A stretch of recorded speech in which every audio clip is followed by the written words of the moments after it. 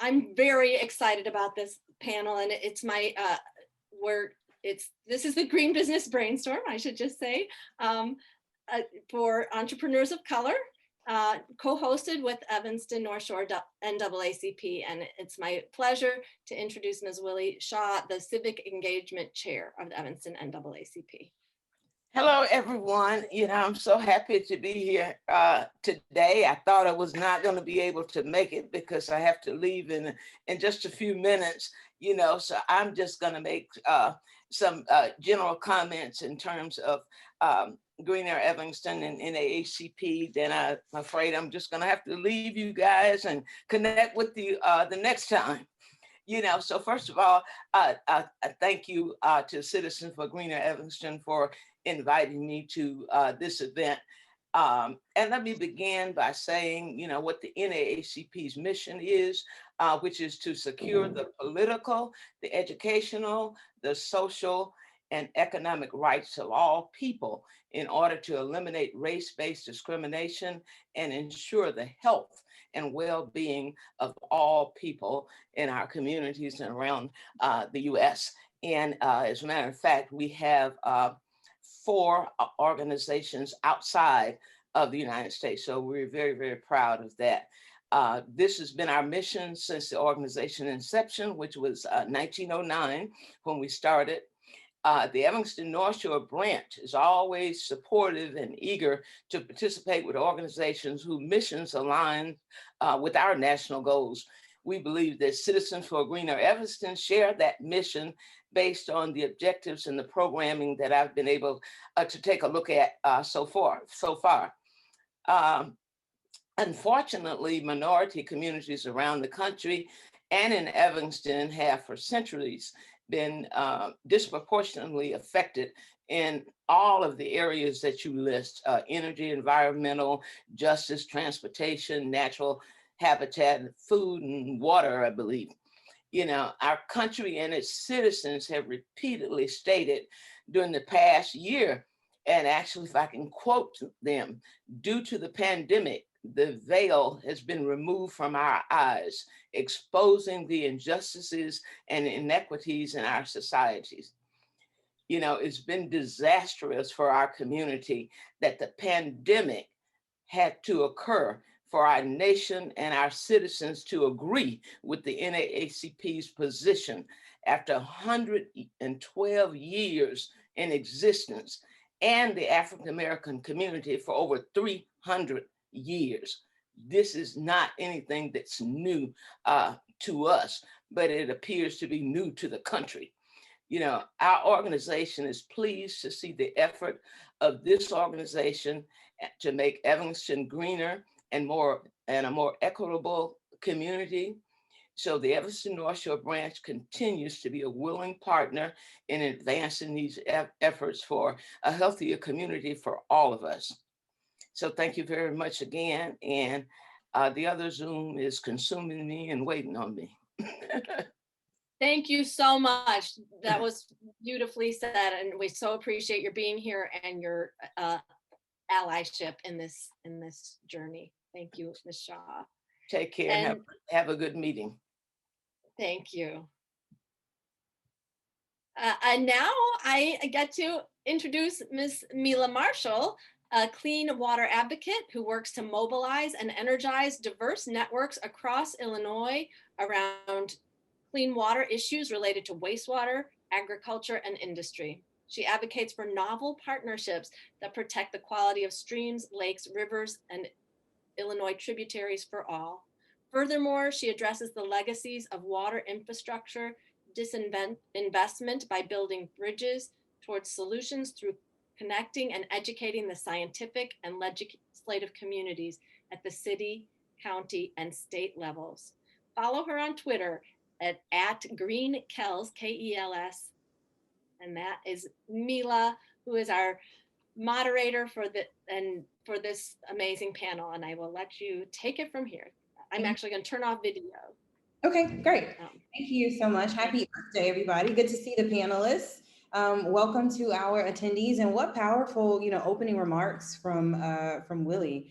I did put the link for the Evanston Branch NAACP into the chat box. That's where you can make your comments. If you have questions, look at the bottom of your screen and you'll see a little Q&A. And that is where you can pose your questions for a specific panelist or for people in general. And so we do want you to ask questions and to share resources.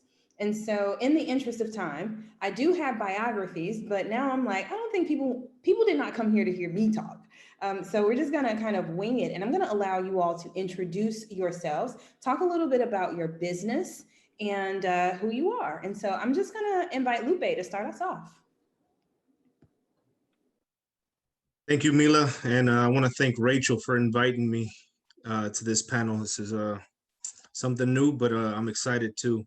A little bit about me. I was born and raised here in Evanston, first generation. Actually, my business is actually landscaping, and it was born out of a side hustle of my father. So I'm a second generation landscaper. But as I started taking over and seeing the business grow a little bit, I saw the opportunity about 12 years ago, about 2010, where green was the way to go. It was not a trend yet, but I knew it had to catch on. Over the past few years, I've seen it grow with several other businesses that have implemented that model, being green. And I think that's something I want to and can implement with, help. Unfortunately, us as minorities don't have the resources, the support sometimes to push these motives forward. But I'm hoping to help others like myself, help my guys, and possibly grow along with Evanston and other businesses. I'm sure if we collaborate, this can become a norm and good for everyone. And Lupe, can you share the name of your business and how long you all have been in operation in Evanston? Definitely. My father started the business back in 1999 under the name of Diego and Gaby's Landscaping. I kind of switched it around and just made it D&G, just kind of smoothing it out a little bit. But we've been for about 22 years now, and growing slowly, but I like slow rather than fast. I like to learn. And I think this whole green industry will definitely pave the way for many other opportunities and possibilities. Thank you so much, Lupe. And while we're here, go ahead and drop your website in the chat box for people or any social media if they can follow you. And so I'm going to invite Chef Q, Ibraheem, to introduce yourself and your business. Thank you, Mila, and thank you for Rachel for having me. I am Chef Q Ibraheem, affectionately known in the Evanston community as Chef Q. I am a chef. I also teach urban agriculture, and I do culinary training. I run a supper club called Tirtsi Masi's Oteo, and we do farm to fork, secret location, underground dining. We source our food locally, so we work directly with farmers. For our agriculture program, we actually teach children in partnership with the Evanston Food Exchange and Family Focus. We teach children how to cultivate land, how to plant seeds, how to harvest, and also entrepreneurship, how to actually sell the food that we grow, as well as we source for some of the food pantries. And Chef Q, how long have you been owning your business in Evanston? My business has been in effect for 4 years. Let's exclude the pandemic. So for the past year, as a chef, many businesses closed, as well as mine. So for the past year, I've actually been running a free meal program called Kids with Coworkers. And what we've been doing is we've been helping our neighbors that have been financially impacted by COVID-19. We've been providing meals, and we've done all healthy meals during the Midwestern months until November. We were actually working with local farms like Gardenier Chicago, Talking Farm, YOU, and the Foster Street Urban Agriculture Program to make sure that we were getting healthy food on the tables of our neighbors. Thank you so much for joining us, Chef Q. I can't wait to hear more about your journey. Business. Yeah, thank you. And last but not least, Gabrielle Walker Aguilera. Can you tell us a little bit about yourself and your new business? Definitely. Thank you for having me. My name is Gabrielle Jean-Paul Walker, and I am a first-generation Haitian American born and raised in Evanston, Illinois. Um, this past year, during COVID, December 4th, I opened my first brick and mortar, Four Sons Fresh Juice in Evanston, which is a fresh juice and smoothie culture cafe. Um, the business started in 2008, and without the funding to actually open a brick and mortar, I decided to go into the community, predominantly low income areas, to do pop-up juicing just to expose my product and the benefits of eating healthy in disease prevention to people who look like me and my family. I saw that there was a lack of community gardens and fresh food, healthy food options in certain areas, and I wanted to do my part to help expose folks who are struggling with health issues to learn about juicing, plant-based eating, and doing harvesting from the earth to nourish your body. Thank you so much. All of your businesses play such a critical role in providing healthy resources to the residents of Evanston.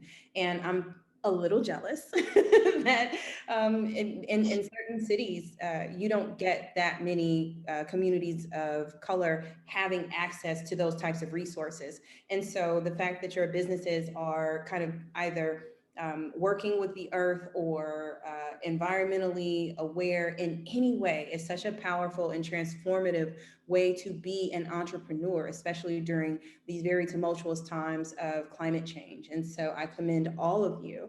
COVID showed us that things like business owners of color worked harder at keeping their employees employed during COVID in comparison to other entrepreneurs. We also know that our businesses provide employment for people that look like us. And so again, thank you for your dedication and your presence within Evanston.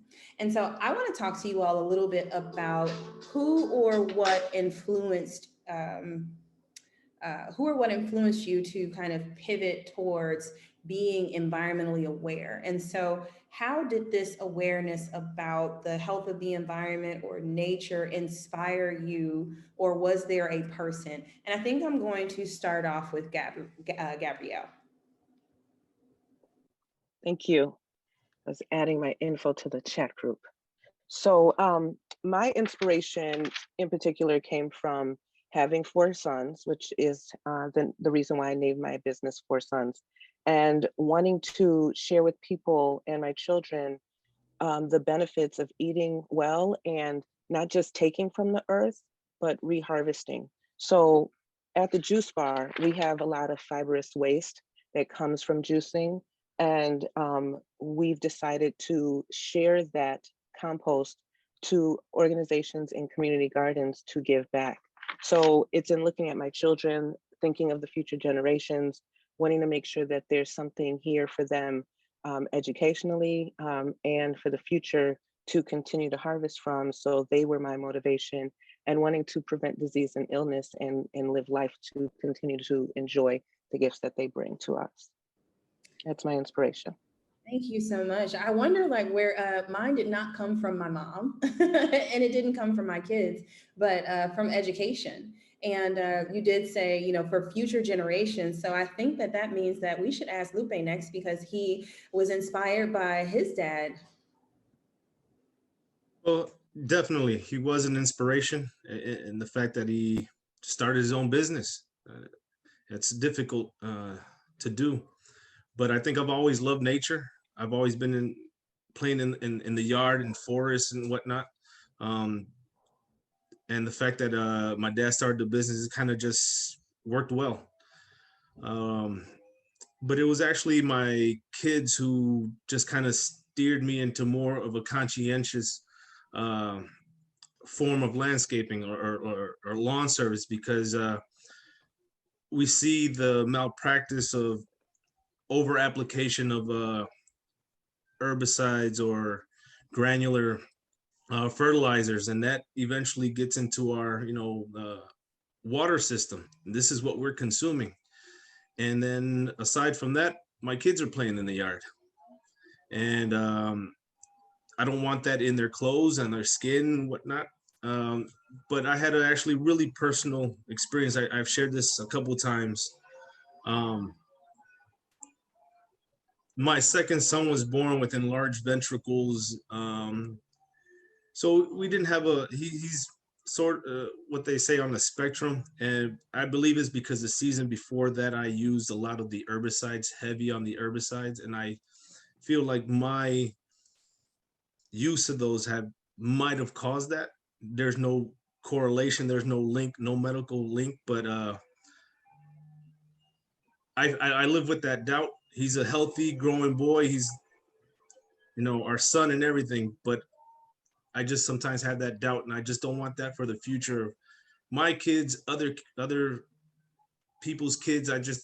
We just have to be more conscientious in what we put into the air and onto the ground, especially in our water.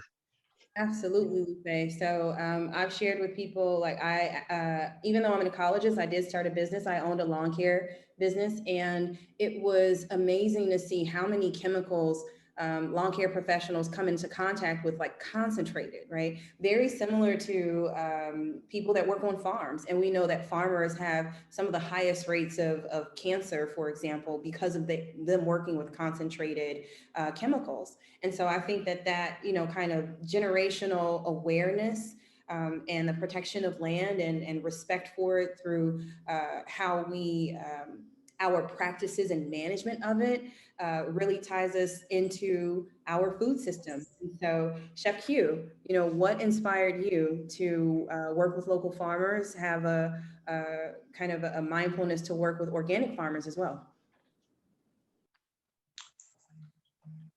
I grew up, my father actually had a halal poultry shop in Eastern Market, which is located in Detroit, Michigan. And it's actually the country's largest farmers market. So that was during summertime, that was like really my background. So I was always around farmers. He also had a farm in Georgia.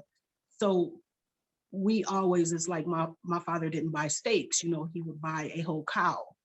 As children in the morning, we would get up, we had to feed the livestock, the chickens, the sheep, the cows. So it was kind of a way, like in the summers I was there and then I would come back to the city. So it was actually a part of my life. And as I got older and coming to Evanston some years ago, I really realized, like, I'm working with youth and I had the opportunity to expose them to some of the simplistic beauties that I saw, like picking a peach or taking corn and just shucking the corn and taking a bite into it. And I thought that was really important to implement into our community. I was watching kids walk around and they're eating the walking tacos and the hot Cheetos. And I realized one day we were at the market and a kid had said they had never had a peach. And I just couldn't even imagine that. So I think the youth and just my background really encouraged me to make sure that I wanted to create a little bit more sustainability. And thank you for that. What I really appreciate about this panel is that you all have allowed your lives to influence how it is you operate your business, right? And so you're not just solving a problem and trying to make money, but you are being very mindful that, yes, there are services or products that we're trying to provide, but it's my responsibility to make sure that it's kind of in alignment with my morals, with what I believe, and also respect for for the environment and people who engage it. And so you said something about shucking corn. My grandmother is from Plaquemine Parish, Louisiana, and she told me about how they used to make mattresses. And it used to be a mattress making party. They would shuck the corn and take the husks and stuff that into linen and sew it up. And everybody would come and help because you can imagine how many corn husks you need. And so our relationship with the earth, is generational. And I think one of the reasons why I love doing panels like this is to inspire emerging business owners and entrepreneurs to consider the way that we operate our businesses. It absolutely matters. However, Lupe said earlier, owning a business is not easy. First of all, being a person of color is not easy in America. I think we can all agree. So trying to be a business owner who's a person of color also is very challenging, and there are some barriers. And so I want to know, what were some of the biggest challenges or greatest rewards that you've encountered in starting your company and leading with this environmental awareness? And so I think I'm going to kick it back to Lupe. Challenges. I guess we're seeing there's a lot of Latinos in the business, and so it just seems like we're everywhere. And so the fact that I'm taking it to the side of more organically oriented, it's not respected just yet. There's like, well, you're just another landscaper. Why should I use your services? But I use that. That's the part I like. I like that because I educate myself and I educate my guys. So I'm constantly learning to help educate the our clients, our crews, myself. That's been the fun part. It's a challenge every day, and I think that's what makes this fun, and I enjoy it. I don't care if I get shut down so many times. It's okay. I'll keep going. I know that's right. Like I remember trying to educate people on why it is I don't use commercial fertilizer, and people looking at me like, "What? I'm no, use it." And I'm like, "Well, I've committed not to use it, and I'm fine if you use someone else's services." And so, Gabrielle, what are your thoughts? Biggest challenges, greatest rewards from this type of work? Sure. You know, in trying to make wholesome, fresh foods accessible to lower income families, and knowing that I'm in a for-profit business, I found myself having to struggle with my passion and desire to simply want to give this away just to help, and realizing that the whole business model is to thrive and so that I can continue creating these businesses. And so making fresh juice accessible um, was kind of a conundrum. I've traveled to the West Coast, Los Angeles, Oregon, East Coast, even Wilmette, Winnetka. There are juice bars, but the price points are pretty high, which means the juice is accessible to a certain category of people. And how do I bring people to the water and say, this is worth it, this is for your body, this is from the earth, this is pro-life, this is going to help your heart disease, your colon cancer, your high blood pressure, your diabetes. And the other struggle and also benefit is, as I would share the necessity of these products with people, and that being the fresh juice and smoothies, it's also to say this isn't just for those who are already health conscious or exercise gurus or vegetarians, but it's for everyday people.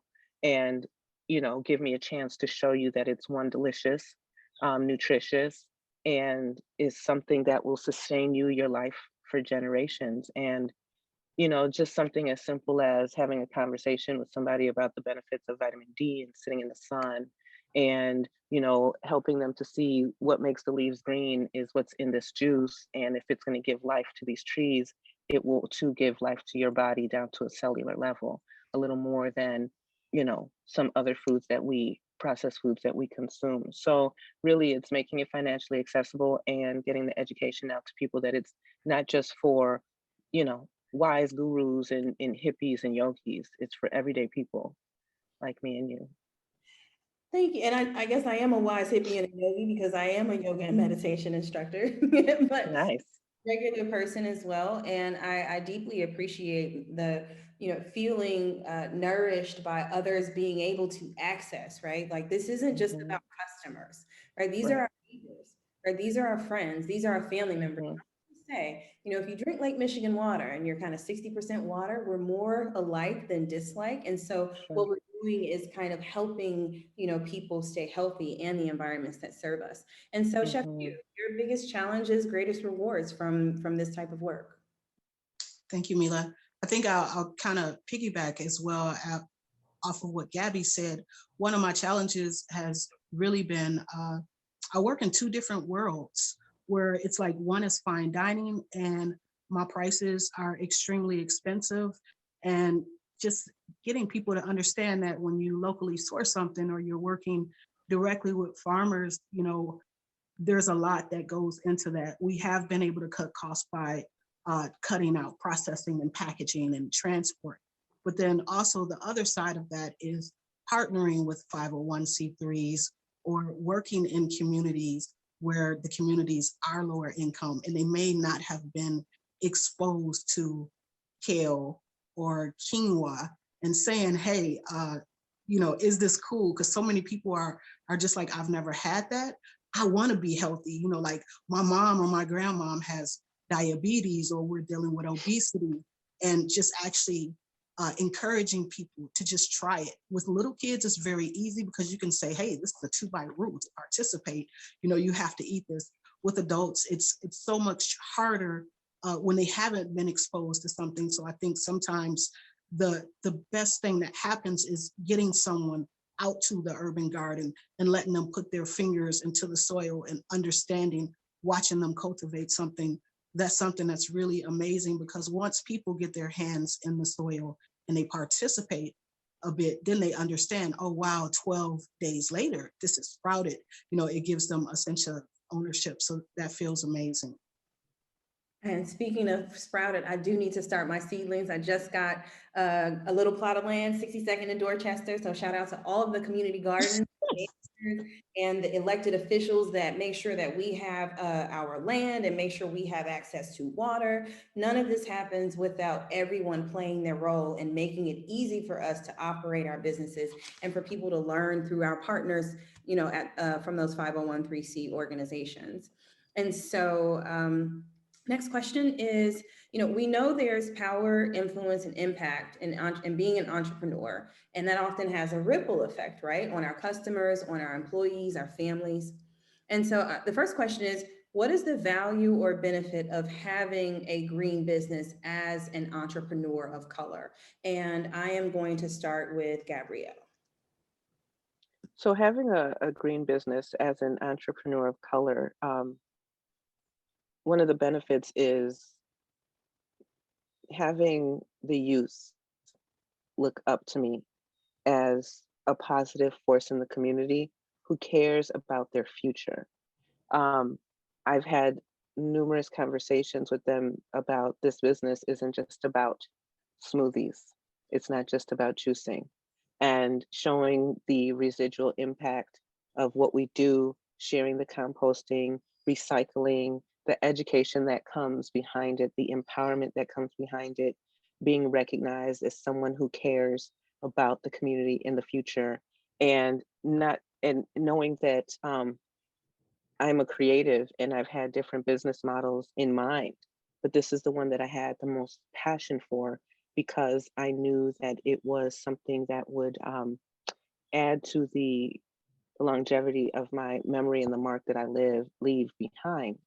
And because it's something that is about my footprint, being sustainable, giving back to the environment. And those are the things, attributes that I want to be remembered for when I'm gone.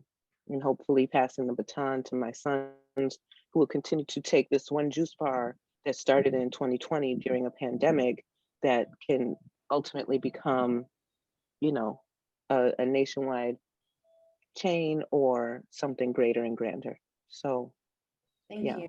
And doesn't it feel good to wake up knowing that how it is that you're selling your time isn't causing destruction and damage to Mother Earth? Like for me, Right. that always is so like I get to get up and help other people make a better decision. If our business Mhm. don't exist, what options do people have? And so, Sure. as I cue this up, Chef Q, you talked a little bit about your different price points, right? Like I don't know if people are aware what it really costs to be local or to work with your local suppliers or vendors, or to start a business and to be artisanal, or to be organic and have smaller yields but higher quality. Like we do have to be ready for the fact that this isn't cheap, great, but there are ways in which we can partner and share resources. And so I definitely wanted to lift that up, is that the connections in our local networks are so valuable in order for us to be sustainable and equitable and inclusive. So Chef, what's value or what benefit is it to you to be an entrepreneur of color having this green business? Think in the beginning, probably my first employees. They came in and you see the Food Network and it's just like, hey, I'm gonna be a chef. It has taught them that there are just so many aspects to what we do and how we treat the earth, how we treat our guests. And I've watched it evolve where at first it was kind of lackluster.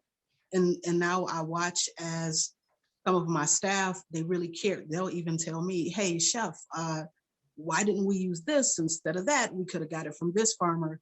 It's pretty powerful. It's very interesting to watch the youth. It's very interesting to watch as I host chef camps, and I may do 3 in a summer for 9 weeks.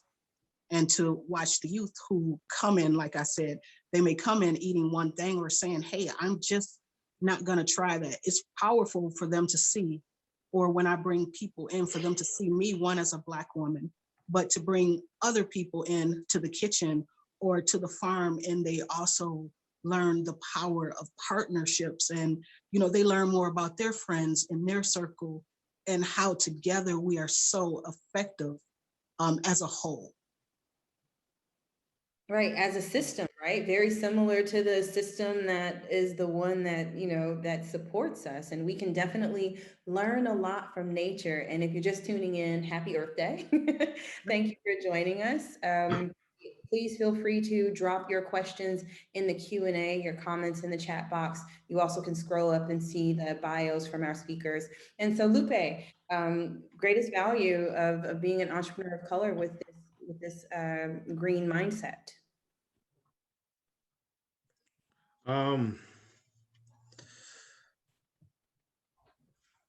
The future. I mean, it has to start with us. So us contributing here. I mean, I'm thinking long term. If my kids don't want to do this, that's fine. But I want to plant that seed. I think, like Gabrielle said, so that they are more mindful of what they consume, how they live their lives. That would bring me joy. Me also teaching, besides my kids, but my neighbors, my clients, my staff. And like Chef Q said, they're getting it. Our crews are getting it little by little. It's been a transition because I've been trying to do this for 3-4 years, implementing it. I'm slowly taking over after my father, and he was just about, get the money, but I'm thinking long term and thinking greener, thinking for our health and benefit. And our guys are also collaborating with that. So if it goes beyond me, if they go off and do something else that helps their health, their well-being, the environment, I think that's a plus for everyone. I completely agree. I can remember, my first employees, and they were like, organic lawn care, like whatever. They're like, we're just here to get paid. And I can remember after educating them and taking them out, and one of them started to consider like, well, my daughter has asthma, right? And so they started to put 2 and 2 together, like, so wait a minute, we're paying to cause an asthma attack? Like, that's how he put it together. And I said, essentially, yes, right? And his mind was blown. And then he was like, well, but, and then this is where the negotiation comes in, but look at the grass, it's so green, right? And I'm like, really? Mm-hmm.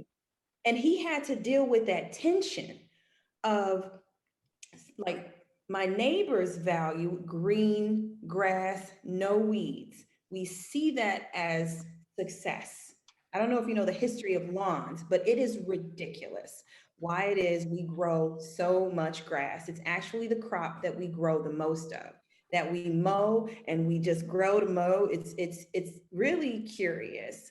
And to see people reconcile, I know I'm causing harm, but there's this benefit that isn't a health benefit. It actually causes harm.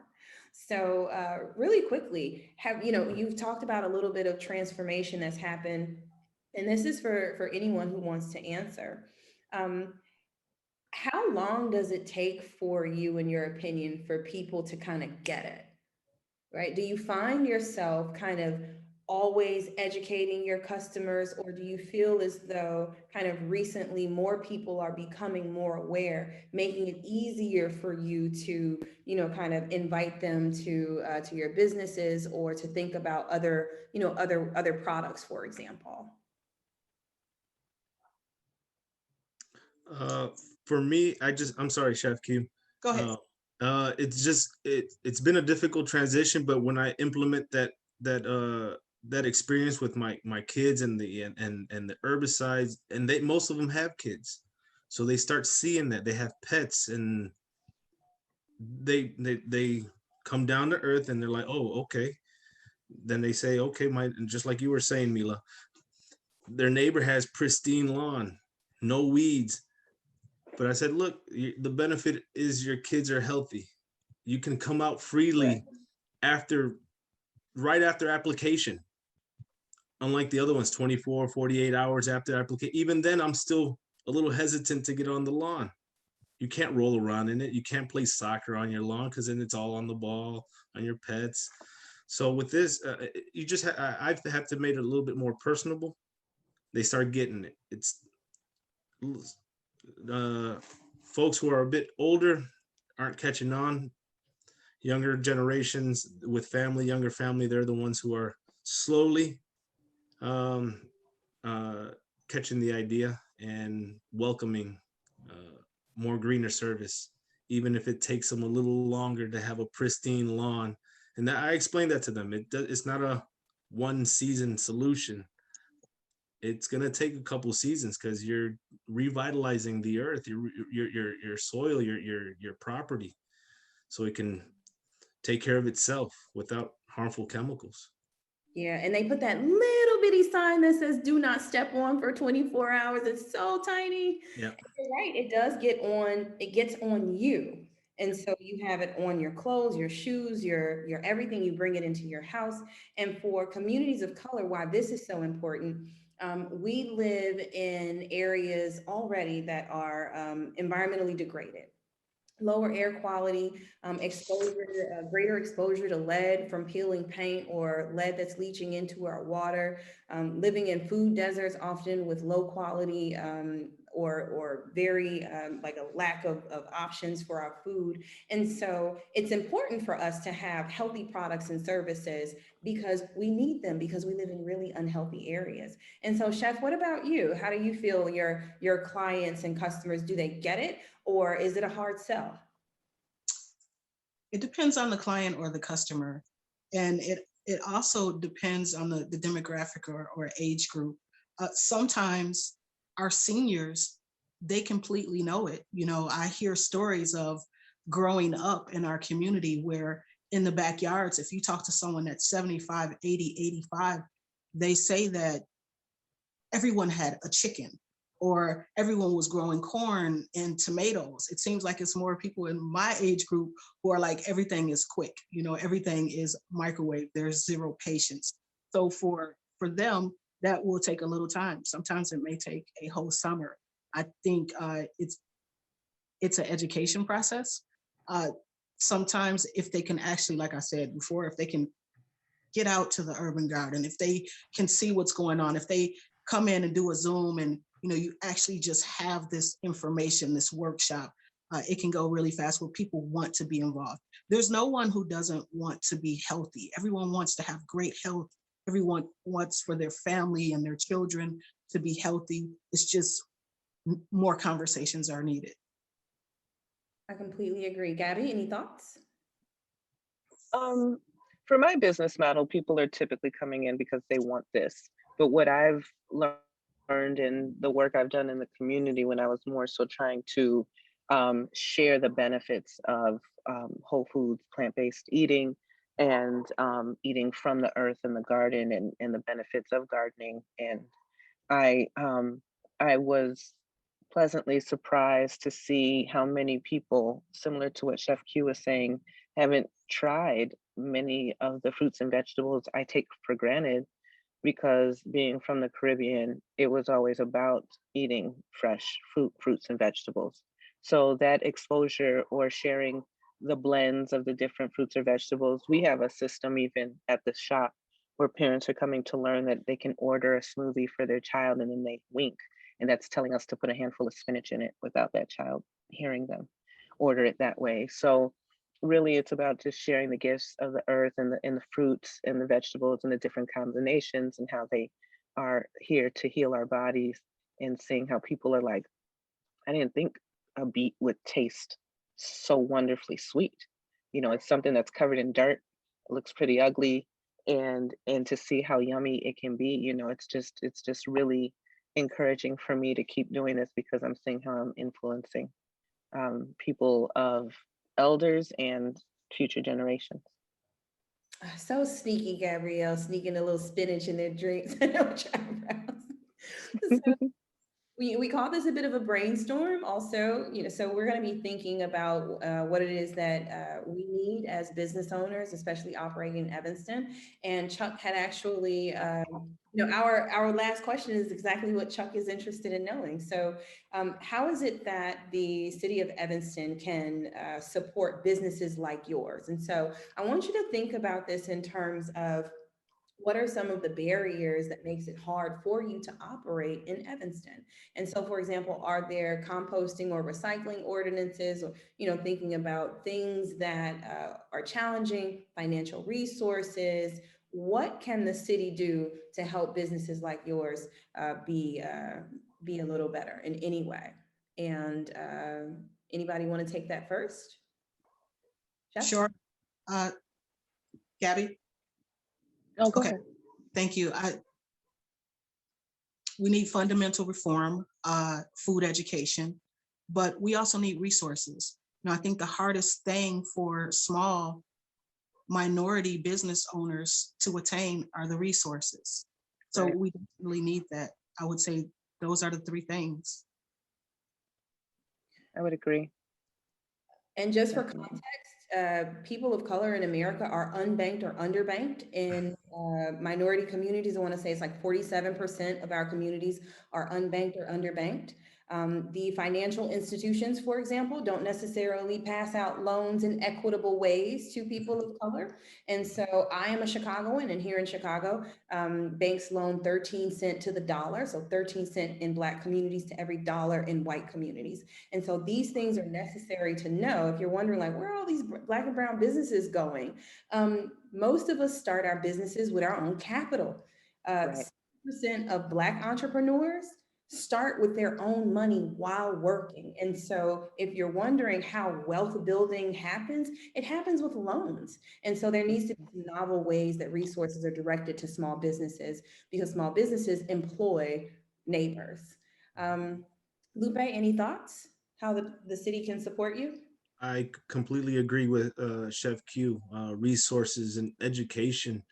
The process hasn't been, well, in my experience, hasn't been difficult. Maybe because I'm fluent in English, and maybe some of the applications, some of the education is not in Spanish and English. That might make it difficult for other Latinos who want to get into my industry or any other industry for that here in Evanston to start up. So education is key. Resources are key, and obviously funding. Yeah. Yeah. Lupe, you've Yeah. been And back to the, excuse me, the at funding piece, it's like, and then when loans are accessible, you're sometimes digging yourself into a greater hole of debt. Mhm. And so sometimes it's like, yeah, I can't afford any more debt. Where are the funds, that are maybe receiving funding for green initiatives, for instance? If Evanston has something available like that, I'm not aware of it. So basically access to free money for what we're doing, as well as access to loans. I was gonna say a similar, a grant or something Yeah. for up and coming businesses or newly starting businesses. Definitely. There are very few resources for small businesses. Most of them are directed towards nonprofits, which might be, clever ways of sharing resources is partnering with nonprofits in some way, right? But we can't always, what we say, rob Peter to pay Paul. We can't. We've heard that before, and that's kind of how we operate. And Lupe, you brought up a very valid point of language and being inclusive. And so when you have educational, whether it's a website or a fair or, whatever, making sure that the literature is inclusive and available that everyone can understand. So Sure. you do have to know your community, and even the smaller communities. I am working on being a better ally. And so standing up for the communities that I don't belong to, so differently able-bodied communities, right? This virtual landscape definitely tapped me on my shoulder, like, sis, not everybody can see the screen, right? Right. So it was like, oh, wow.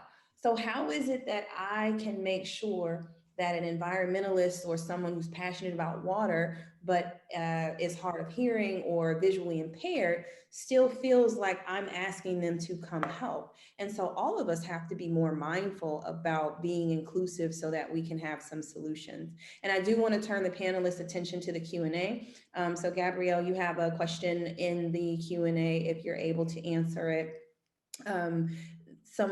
Janet Alexander Davis says, how much does 4 Sons Fresh Juice cost? And Janet is so proud of you. Thank you so much, Janet. In the chat, I've put our website where our menu is present, but we have 3 sizes, 16 ounces, 12 ounces, 16, and 24 ounces. So you're starting at about $6.50, $8, and $10 for those 3 sizes. So and then from there, you can add boosts, you can add CMOS, you can add probiotics, you can add protein and superfoods to enhance your drinks as well. Is a mobile juice bar coming? Maybe if the funding shows up. Right, Chef is like, collabo. And we're already collaborating, Chef Q and I. So we're finding ways to lift and support one another. And Lupe, maybe we can find ways to get together, come get some of this compost for your gardens. But definitely, it's all about passing the baton, sharing, lifting one another. A community of small business owners supporting one another is huge, and it's something that I'm excited about doing. Always collaborating with fellow business owners. Color and recycling recycling the dollar within our businesses.